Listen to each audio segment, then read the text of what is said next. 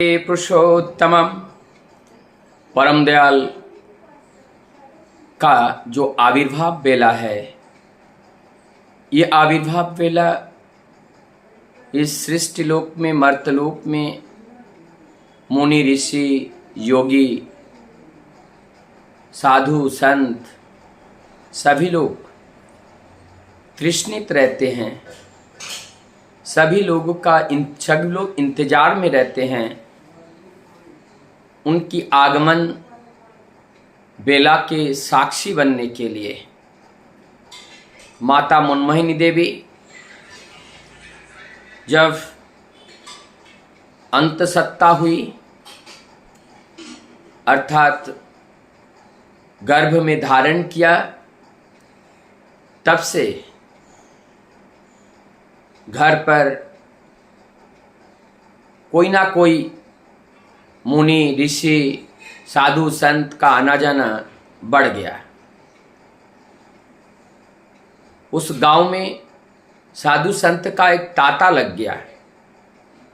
कोई कहीं से आने लगे और पूछते पूछते शिवचंद्र चक्रवर्ती जी के घर तक पहुंचते हैं और माता मनमोहिनी से कुछ प्राप्त करना चाहते हैं।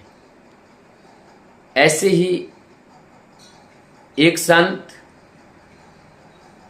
जटा सिर में ऊंचे लंबे एक बहुत बड़े योगी देखने में वो आते हैं। घर से उनको समाचार मिलता है कि इस घर की जो गृहिणी है वो अंतसत्ता है और वो किसी का कोई वस्तु वो देंगे नहीं। लेकिन वो साधु कहते हैं कि मैं मनमोहिनी के हाथ का ही लूँगा, मैं माँ के हाथ का लूँगा, उसके अलावा किसी के हाथ का लूँगा ही नहीं। ऐसे जिद पर जब अड़ जाते हैं, बाध्य होकर माता मनमोहिनी को उन्हें देना पड़ता है। और वो साधु जब उस दान को ग्रहण करते हुए जा रहे थे, वो अपने दिव्य दृष्टि से माँ की ओर निहारते हैं और उनके श्रीमुख से कुछ भविष्यवाणी निकलती हैं और ये कहते हैं, इस घर में एक पुत्र संतान का मृत्यु होगा और एक दैवीय संतान का आविर्भाव होगा। वो अपनी भाषा में, अपनी शैली में, अपनी भाव में बता करके गए। ये बात कुछ लोगों ने सत्य माना, कुछ लोगों ने असत्य मानते हुए इसको इनकार किया। धीरे धीरे सब भूल गए। अब धीरे धीरे समय आता गया। 1-2 महीना करते करते 10वां महीना लग गया। जिस दिन 10वां महीना पूर्ण हो रहा था, उसी दिन मनमोहिनी का छोटा भाई लोहा वो बीमार पड़े और उसके बाद उनका मृत्यु हो गया। ये बंगला में 1295 की बात है, अंग्रेजी में 1888 की बात। घर में एक तरह से शोक दुख दौर पड़ा। सभी लोग दुखी हुए। एक निराशा का मनोभाव चारों ओर फैल गया।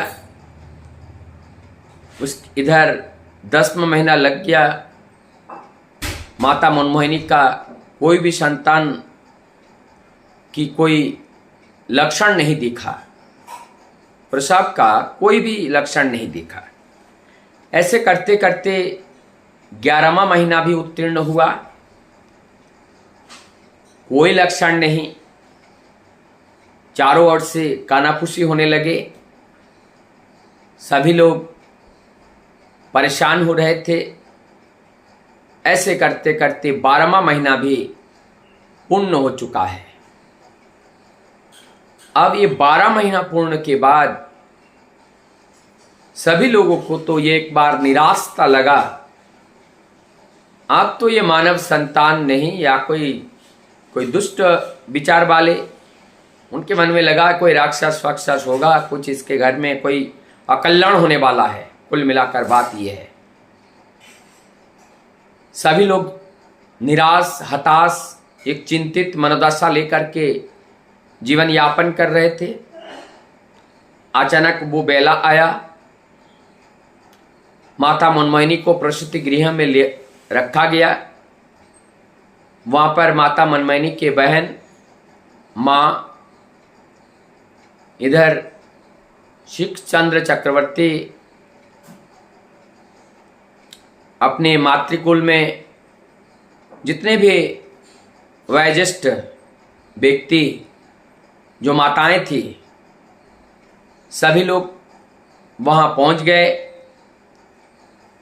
और इंतजार करते रहे कि कब वो प्रसव वेदना शुरू हो और एक संतान का जन्म हो, ताकि जो एक गलत चिंता दौड़ रहा था उससे सभी लोगों को निजात मिल जाए। लेकिन अब जन्म भी अलौकिक है, इंतजार करते रहे, कोई भी वेदना नहीं।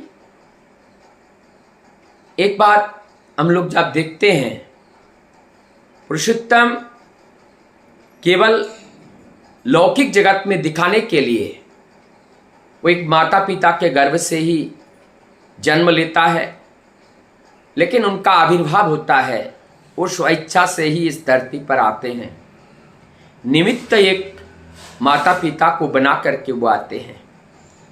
जैसे कंस के कारागार में देवकी और वसुदेव के संतान के रूप में देवकी के गर्भ से 8वां संतान के रूप में भगवान श्री कृष्ण का आविर्भाव हुआ, प्रकट हुआ, और उस बालक प्रकट होकर अपने माता पिताओं से वार्तालाप की, योजना बनाए कि कंस से कैसे बचा जाए ताकि वो अपने माता पिता की रक्षा कर पाएं, कंस की रक्षा कर पाएं, संपूर्ण गोकुल और नंदलाय को भी रक्षा कर पाएं। ये योजनाबद्ध तरीके से आए थे।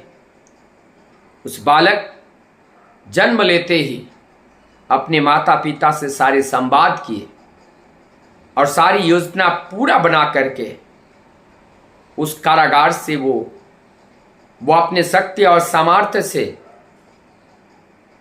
वो सभी लोगों को सुला दिए। जोगमाया के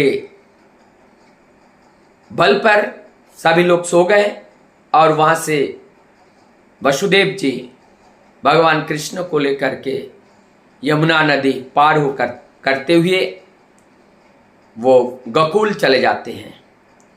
लेकिन यहाँ पर भी क्या विडंबना, नदी में प्रवेश करते ही गंगा मैया वो रास्ता खोल देते हैं।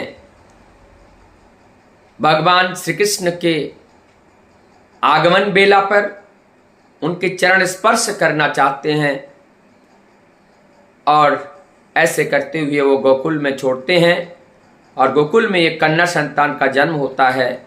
वसुदेव फिर उनको ला करके वहीं देवकी के पास देते हैं और सभी लोग सोए रहते हैं।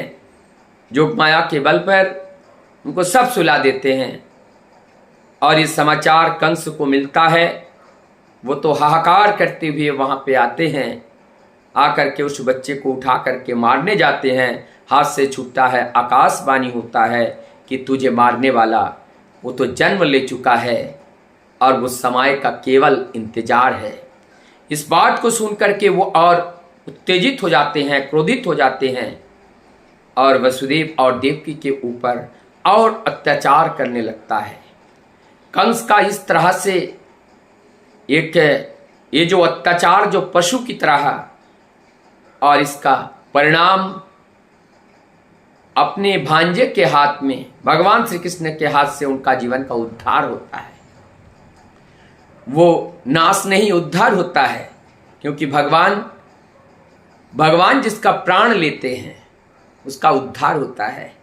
भगवान जिसको छोड़ देते हैं वो तो छूट ही जाता है।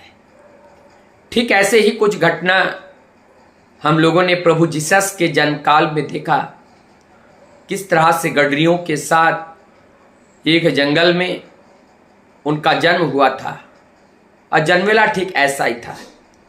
अब ऐसा ही आज 1888 बंगला में 1295 साल ताल नवमी का तिथि, दिन शुक्रवार, सुबह 7:05 पर परम दयाल श्री ठाकुर का ये प्रकट होता है। उनका प्रकट होने के साथ साथ उनकी दिव्यता और ज्योति की जो एक ज्वाला निकली थी, उस ज्वाला से अचंभित होकर मछुआरे अपने सारा काम छोड़ करके आग आग कहते हुए उस ब्राह्मण परिवार की ओर दौड़ पड़े। चारों ओर के उस गांववासियों ने सब लोग उस आग को बुझाने की सामान हाथ में धरते हुए आग आग कह करके उस ब्राह्मण परिवार की ओर दौड़ते हैं, और आकर के वहां देखते हैं कि एक बालक का जन्म हुआ, और उस बालक की दिव्यता से चकाचौंध चारों ओर आलोकित हो गए, और वहां दाई लोग जो हैं उस आलोक से जग गए। और जगने के बाद हमारे बंगाल में एक परंपरा है, जब संतान लड़का हो तो वहां ऑड नंबर में ध्वनि दी जाती है जिह्वा से। तो 5 बार ध्वनि दिया गया। पूरे गांववासियों को पता लग गया कि आज जो शिवचंद्र चक्रवर्ती के घर पर एक लड़का का जन्म हुआ है। तो ये उनकी जन्म होते ही वो चारों ओर घूमकर देख रहे थे, और उस बालक का जो व्याख्या है हमारे जैसे क्षुद्र मनुष्य के द्वारा उस देवपम, उस दैवीय ईश्वरीय सत्ता का वर्णन करना संभव नहीं है। वो सिर, लालाट, दृढ़ लालाट, बहुत बृहत लालाट, सिर मुंडित सिर है, आंखें बड़े बड़े, चारों ओर घुमा घुमा कर देख रहे हैं, और चेहरे पे मुस्कुराहट, मानो जगत की दुख को दूर करने के लिए प्रभु का आगमन हुआ है। और ऐसा ही होता है, जब प्रभु इस धरती पर आते हैं जगत कल्याण के लिए ही आते हैं, जगतवासियों की दुख को दूर करने के लिए आते हैं। और ये प्रभु का आगमन भी ठीक इस समय हुआ जिस समय हिमायतपुर संपूर्ण एशिया के अंदर सबसे बड़ा कुख्यात तो वो एरिया था। दिन में भी लोगों से अत्याचार, राहजानी, छिनताई और नारी हनन, इस तरह का दुष्कृतियों से वो वहाँ का परिवेश था। और ऐसे जंगल लाकीर्ण एरिया में उस भगवान का अवतरण हुआ। लगता है कि उस परम पुरुष ने अपनी जगह स्वयं चुना। और जब भगवान का आविर्भाव होता है वो कहीं ना कहीं नदी को जरूर चुनते हैं, और ठीक वो ये बताना चाहते हैं जैसे नदियों में बहता हुआ वहाँ किसी को माना नहीं करते हैं, उस बहते हुए जल में अच्छा बुरा सब कुछ बहते हुए चले जाते हैं महासागर महासमुद्र की ओर।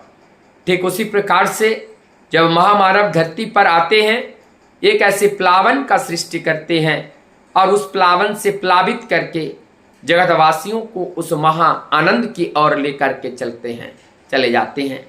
ठीक उसी प्रकार से, उसी प्रकार का एक महानुभाव, उसी प्रकार का एक दिव्यता, उसी प्रकार का एक आनंद, उसी प्रकार का एक परिवेश का सृजन करने के लिए आज भगवान अनुकूल रूप में शिवचंद्र चक्रवर्ती के घर माता मनमोहिनी के कोख से उनका आगमन हुआ। आइए उनका ये आगमन जन कल्याण के लिए, उनका ये आगमन का उद्देश्य हम समझे और समझ करके उनकी वार्ता को स्वयं पालन करें, और उसी में हमारा सिद्धि हैं और उनकी इस वार्ता को जन जन तक पहुँचाए, ताकि ये धरती एक बार सुख शांति समृद्धि से भर जाए, जैसे प्रभु चाहते हैं। वंदे